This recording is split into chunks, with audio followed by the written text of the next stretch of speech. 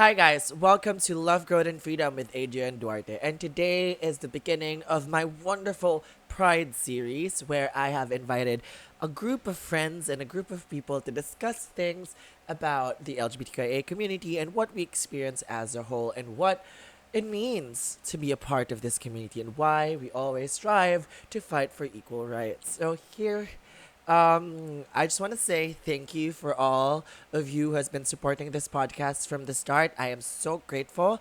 My heart really is just filled with love and gratefulness for all of the support that you've been giving me. So if you guys still want to continue on listening to this podcast, you can stay here and stay tuned. And also you can just look me up on Love, Growth, and Freedom on Spotify, Apple Podcasts, Google Podcasts, Breaker, and YouTube as well. Woo! And if you want to reach me, you can reach me at @ADuarteLim on Instagram, Love Growthy on Twitter, and Love Growth and Freedom on Facebook. So, without further ado, I am here wearing my kimono, a trademark of mine, and a crop top because, well, Pride. Happy Pride. So, this is like, one of the few episodes that I've been working really hard on, and not really one of the few. It's really one of the hardest episode I've been working on, I guess. I just want to say that because this is a personal note that I'm putting out. So being a gay person growing up has been difficult for me, and I know it has been difficult for everybody else. So which in turn why I wanted to do this episode to shed a light on the things that we go through as a community and as individuals, as human beings per se. So I hope you join me in this journey to listen to about the things that this society or the community has or have been experiencing from the very start. I have invited a lot of my friends, and I also had great episodes. And to top it all off, I made an episode that discusses about feminism and LGBTQIA community and so many more. So please stay tuned on this Pride series. I'm really just excited for you to hear this. And the reason being why I wanted this to come out as an episode because, well, I think Pride Month is just more than celebrating it with pride. It's just more than just waving the rainbow flag all over and saying equal rights or stuff, because I believe that a lot of people had to go through so many more things just for us to have this certain freedom and liberty to actually just be who we are as a person. And I want to respect that, and I want to also shed a contemporary light for all the people who has experienced this, like me and some other people who's been going through this, and to be a beacon of light for the people who's still going through this now, and that there's a light at the end of the tunnel. How cliche that could be, but you know, I know what it feels like to struggle from within to just figure out yourself, and it's hard enough that the world is a very scary and bad place for us to start with, but journeying and figuring out ourselves throughout the way is such a difficult process. And I want to be there for people who's having troubles with doing that themselves. And that's why I have invited those people. And also, I'm wearing this kimono because this is my trademark. And yes, I stand with pride. Okay. I'm going to start with the world is a scary place. Again, the world is a scary place. I've seen how dark the world can get for people who don't belong. To people who live in the shadows, afraid to let the light in because all they ever heard was the darkness that is out there. Growing up as a gay kid, it was difficult to face each day with my head held high. Confusion struck like lightning, and I was left alone to go through my own thoughts and what I am. As scary as the world is, there are safe spaces for people like me. For people who were forced to stay in the shadows until some people brought them to the light and see the beauty in the world. I guess that's why we as a community have the rainbow as our flag, to show that there is that glimmer of hope for the people in the shadows and people who don't think that they could face whatever things that come their way. I'm calling out to you now, whoever is listening that needs this. I am here. We are here. There are people like me and you and allies all over this world to show you and remind you that you belong regardless of whatever anyone says. So, I don't know, it's a message for everybody because I went through this multiple times, and I think there's a lot of other people who have went through worse and who have went through hell just to be who they are today. And what I think about when people suffer, I think, yes, they have the right to be actually mad at the world. Like, yeah, for the world treating them this way, the worst way possible. But, you know, as someone who was lucky enough to actually have a family that supports me and loves me regardless of who I am, regardless of my sexuality, I am just really happy and just like in a place where I think I should be able to spread the love that I have to the people around me. So, growing up gay is a difficult thing because there are so many thoughts that go through your head. Like from my experience, I knew since I was preschool, and I mean not preschool, kinder or prep, and I guess what like whatever that is make me feel a little you know scared because when I was a kid I never knew what that meant, but I just really knew and figured out that yeah, I have a crush on a guy. I was like, oh, this guy is cute. This boy is cute. I like him and I just want to be with him or like surround myself with his energy. But it wasn't really like an idea of, it wasn't anything malicious. It was just like really, oh, okay, he's cute. I want to stay here and I want to be friends. I want to be best friends. And going back to that, I remember being like, um, clingy or more receptive to like boy best friends. I did have like a couple of boy best friends then, but I wouldn't say I would be like, oh, he's my best friend. But deep inside, I think I wanted to be like, okay, it's a crush. It's not just a best friend thing. But it started as that, I guess. But like going back through it, it was not really something that I knew how to discuss and how to like work on it. So growing up in I back into grade one, I had suffered like bullying. I knew I was different. I felt like different going through grade school. So on my end, I didn't know what I was. I had a crush on a boy and I was acting a little effeminate for my age. And since I was still young, people still don't question what it was and what it is. Why do I act that way?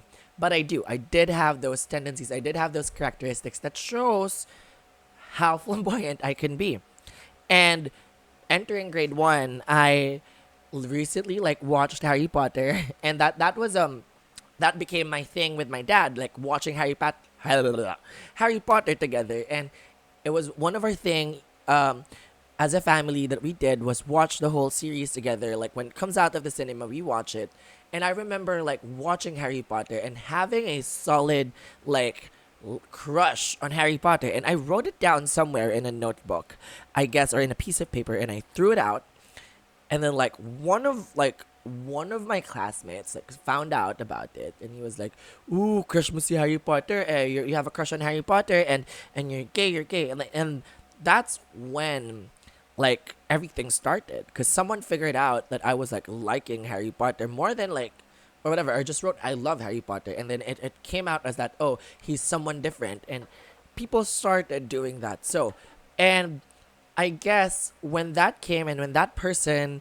just like went for it and just teased me and like bullied me about being someone in love with Harry Potter, people started like asking questions. And it wasn't something that like I I don't know, I dealt with so badly, I think. When that happened, I was just like, I retracted, I isolated, and I'm like, no, that's not true. Like, I'm still going through some stuff. So I was like, oh, I don't think that's true. And if that is, I don't think I want to be this way. So I've been like wanting to have a crush on girls. And I did like have crushes on girls, but I'd always say, oh, I just admire them.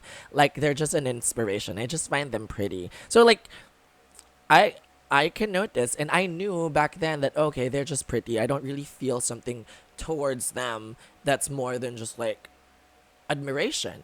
And I was like, okay, well, it went on and it went on. I became the person who I am. I just stuck to being me.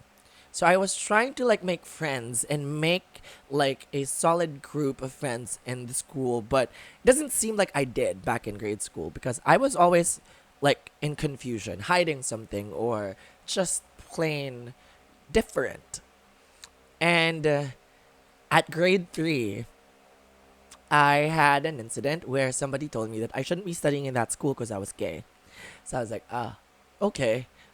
And then I clapped back with saying, you shouldn't be studying here because you're actually, a no-brainer. You're not even doing good in school, and I don't even know why you're here.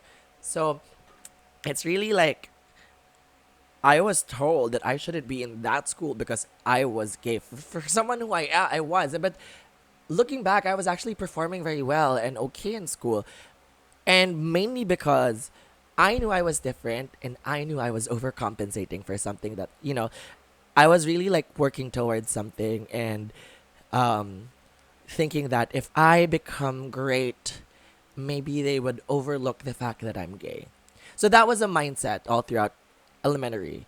And though I've made friends, I think I've made friends, but I can realize now, or I realize now, that I was closed off back in elementary because I was so afraid that people were out to get me. Like with that secret that I had, or with that something that I was working on with myself, I was so afraid that people wouldn't understand, or would see like see the ruse that it is some I'm gay. So I was scared because everybody was treating me differently already. Everybody was like just so, adamant about calling me out as gay, and calling people out as gay, and they would actually just bully you for being one. And it was scary. I just found it to be like a horrifying moment where you'd see people, bully you for just being gay. And I remember even being called the bold star, but even I wasn't even promiscuous then. I wasn't even like, you know, oh me, I'm gay. No, I wasn't like that. I was just a happy kid trying to like navigate through the world. I was just wanting to be great, like in all aspects. And I also remember being laughed at by the whole class when I stood up, and my English teacher just called me and say, "Oh, you say present when I call your name." And I said present, and everyone laughed at me because it sounded like, I guess, effeminate, and everybody was like, laughing at me. And then my teacher corrected them, and you were like, that was right. That's how you pronounce it, present. And I was like, oh, thank you, because I've always felt, behind the scenes because I'm not normal. I wasn't normal. That was what's going through in my head. So I guess what I'm trying to say is that people like me, part of the LGBTQIA community, struggles, especially at a young age. I don't think any one of us knew what it meant to be gay, knew what it meant to be a minority, knew what it meant for us if we went down that path. And if you only knew how much effort we all put, or how much effort I wouldn't speak for everybody, but how much effort I put to try and change myself, and or the effort that I put in being someone great just to be accepted. I really like pushed myself to get grades that I needed. And on top of that, I did have a tiger mom growing up in elementary where she said, "Oh, it's either you get 3 mistakes or two. That's the most mistakes you can get in an exam." And I didn't get that. So I was just an average student, but I made it work, I guess. I wasn't bad at school. I was at least well rounded. And one thing that I also like can do, or the moment that I knew that I was gay, I was like, I never really liked basketball. I don't think it's a gay thing, but it's just I never really liked basketball because I was so afraid of like looking gay because I couldn't. I can't look as masculine as the other boys, and it was just like plain scary. I when I look at it now, my childhood was a bit scary, but like I found it scary being in that closet and as a kid. But I did have wonderful people that like transcended away from just typing me or stereotyping me as a gay person and just like leaving me out there. No, I had friends who became my friends because of our same interests and hobbies. Um, Childhood friends that we play outside. We play outside and we do childy things or childish things. And I'm grateful for them because they made me who I am today. And I'm glad, and I still do have connections with them, but it's not as strong as it was before. But I am glad that they saw through that. They saw through, like, above and beyond being gay.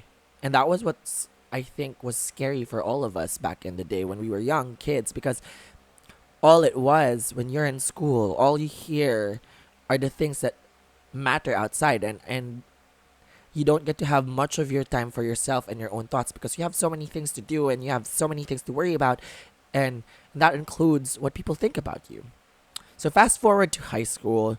Um, High school, I just, started to accept that yes, I think I'm different. I could be different, and I experienced also a worse kind of bullying, which I already explained to you guys about, like, someone peeing in my water jug and whatever, just because for the sake of it, or I guess because just because I was gay and he thinks I wouldn't fight back, but I did. I did the way I knew how.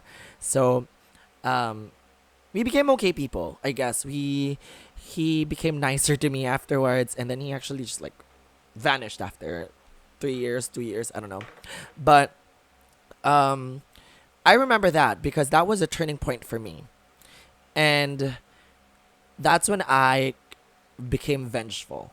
Became like, I'm not gonna let people hurt me. I'm gonna be the greatest person alive. And all of you straight people who bullied me, or all of you who bullied me, will be at the bottom of my feet and be like, I am the queen. I am the queen or the king or whatever that is. But I will be on top. And it worked for a while. Um, so anger drove me to be someone more than I was. So I became president of my class. I joined the student council, and I tried to change a whole lot of things. But after that experience, I did have a guide, a wonderful set of guardian angels brought to me by God, or who, yeah, whoever that is, and they have brought me to, like, a place where I was able to think about myself and learn more about how these things are. So they were God sent to me. They were my guidance counselors, and they were really helpful. They were really, like, hands on with me. Whenever I think about something, I tell it to them and I feel about it, and they're like, yes, let's look at that. Let's understand where this is coming from. And they made me feel loved, and they made me feel heard and understood. So yeah, that was a journey. See, you see it, you see the pattern of, like, being alone, and then, like, going through so much in adolescence or puberty, where a lot of things has been, like, bombarding you with information, and your body is changing, and everything about you is changing, and everything in your life is changing, and you still have to go through this an identity crisis of who you are and what you are and how to accept it, because we are taught that in this society that is a bad thing, and that's the worst thing that you could be. Up until this age, that's the one thing that's true. People still think about this as a bad thing. And yeah, and another milestone that I would always remember is that I've never cried about the whole thing. I've never opened up to anyone. I was, like, just dealing with my own stuff and working on my things. So what I did when I was able to, like, figure things out, when I was really, like, not having it and I couldn't carry the weight of this anymore, I really did have, like, times where I thought that maybe I should just, like, end this. Trigger warning, but maybe I should end this because I wouldn't want to suffer all throughout my life dealing with this. I wouldn't want to carry this burden anymore. And I really had those moments. I really thought of it, like, as young as grade 6, as young as first year. I was just like, maybe it's just easier to end this and things because I don't really know what to do anymore. And I guess that's what goes through the minds of a lot of people like me. Because I never had any control over it. And if I did, I wish I did, I probably would have not chosen this path. I would have probably not wanted myself to go through a hell lot of things just to be who I am today. Don't get me wrong, I'm proud of who I am today. And I wouldn't have it any other way. But Like back then, if you were giving me that chance at that moment, I would have probably chosen something else because I wouldn't want to go through all this and all this pain and all the burden. So I knew what I was feeling. It was hard.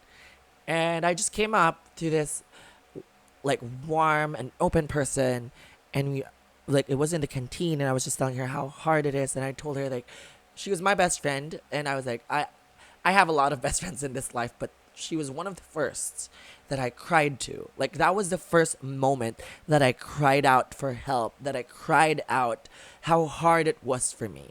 And nobody knew it. Nobody knew it at home. Nobody knew how I was feeling. They only could see the external parts of who I was. And I was able to like let myself out here to her. And she's been there. She's been there, and she's still here. And in all parts of my life, she's been very supportive, and I'm really grateful to have her in my life. Grateful that I was able to open up to her the first time. Shout out to you, Alyssa. I love you. I'm sorry, I have to mention your name, but I love you.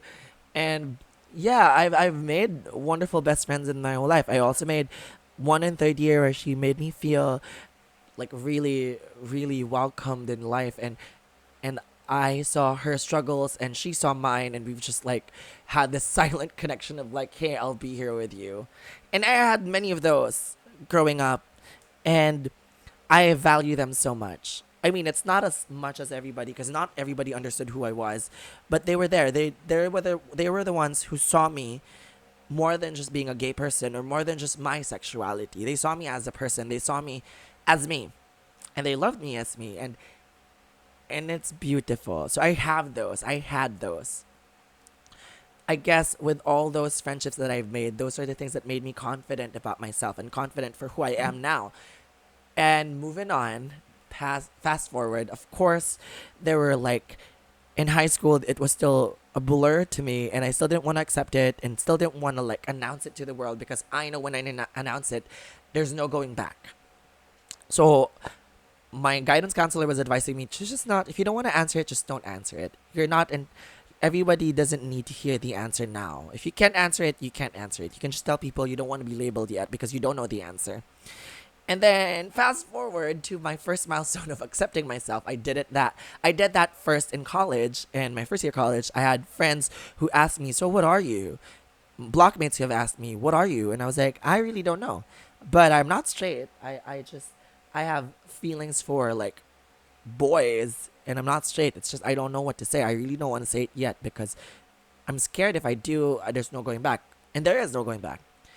Until I joined PEP, until I met people who made me feel comfortable about myself, and I had that safe space.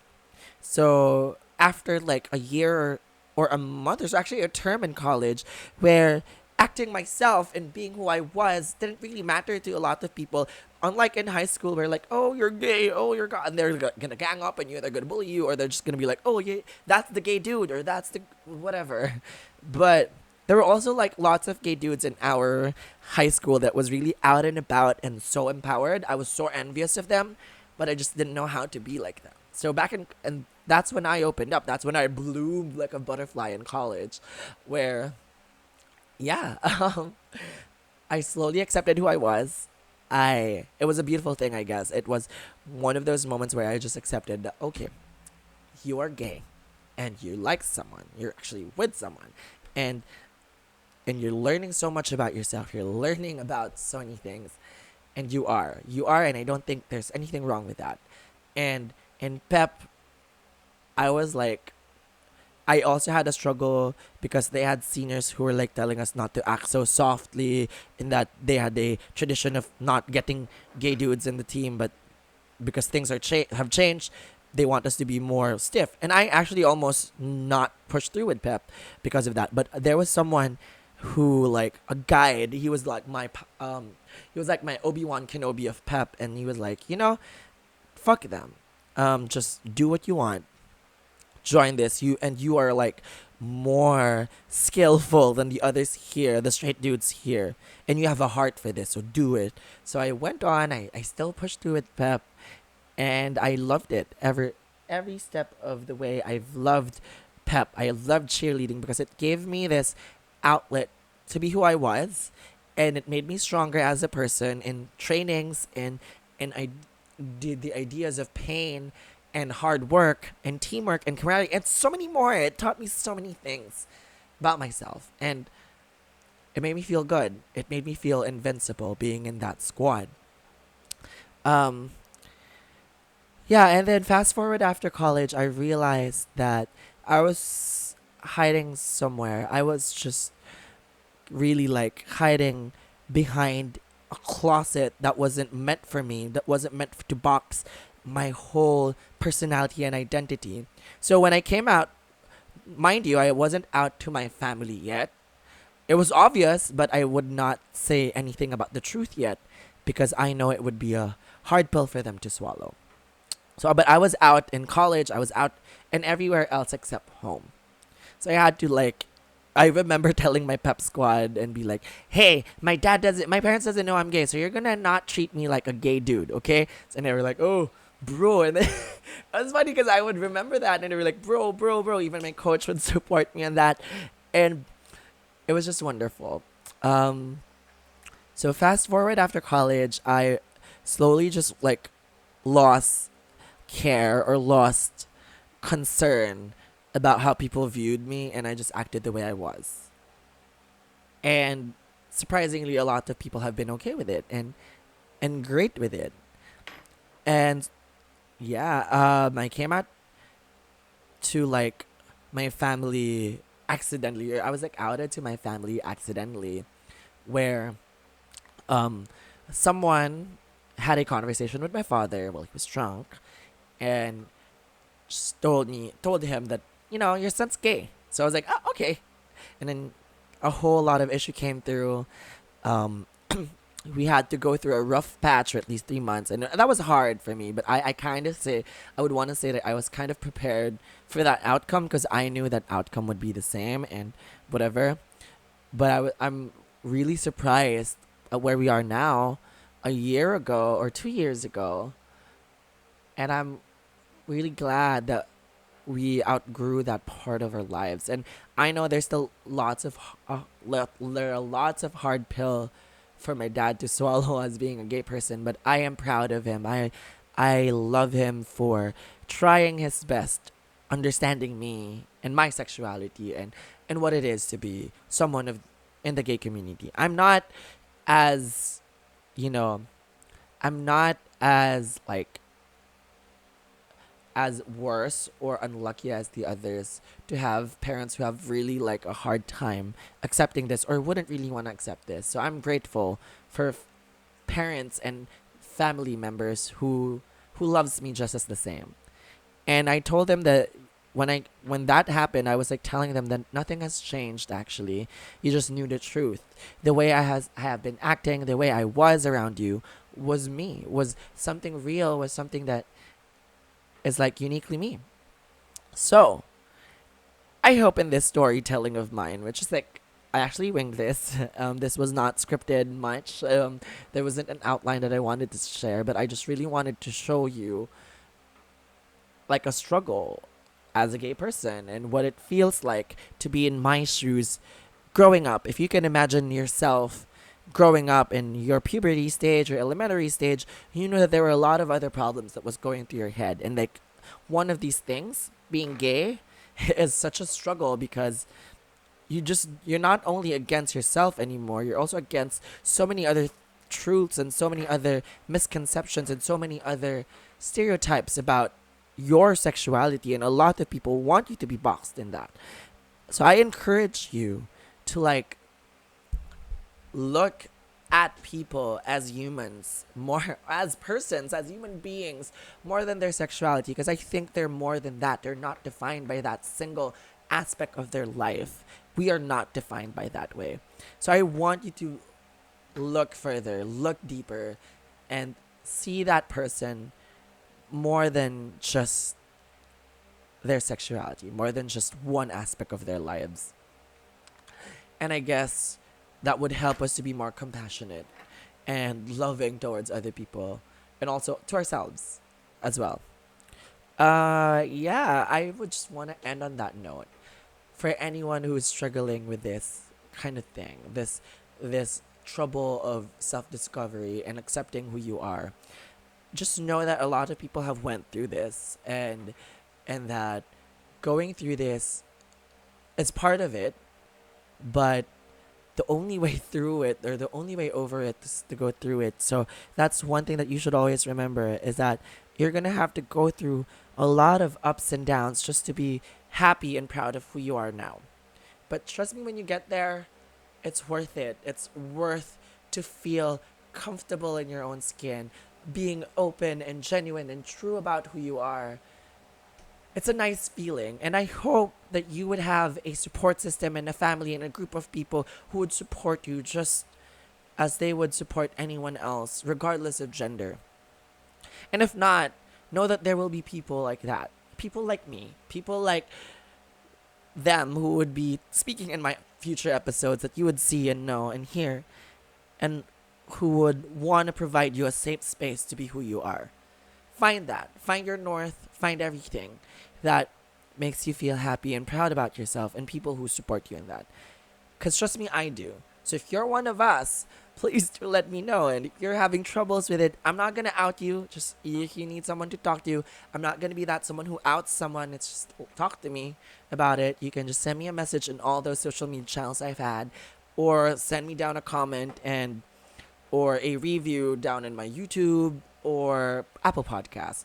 Just know that there are people who wants to hear you, who wants to know you, and like accept you for who you are, who can do that.